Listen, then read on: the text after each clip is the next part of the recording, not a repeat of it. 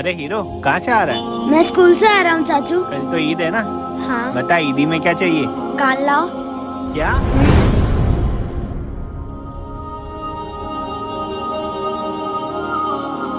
Hero, कल तेरी ईद है ना? हाँ। ईद मुबारक। शुक्रिया। तो कल मुझे ईदी में क्या देगी? क्या चाहिए तुझको? इधर आओ। क्या? पापा। अरे बेटा तू आ गया? हाँ पापा। चल जल्दी बैठ, कल ईद है, कपड़े लेने जाना है पापा, हमें। कल मुझे आपसे अब तक की सबसे बड़ी ईदी चाहिए। क्या चाहिए? कान इधर लाओ। क्या? मैं नहीं दे सकता, ये तो तुझे पब्लिक ही दे सकती है, मैं नहीं दे सकता। नहीं नहीं, मैं नहीं दे सकता। दोस्तों, मैं सबसे ईदी मांग रहा हूँ, लेकिन कोई नहीं दे रहा। मुझे पता है आप लोग मुझसे बहुत प्यार करते हो और ये ईदी सिर्फ आप ही दे सकते हो। प्लीज मेरे 20 मिलियन सब्सक्राइबर्स कर दो।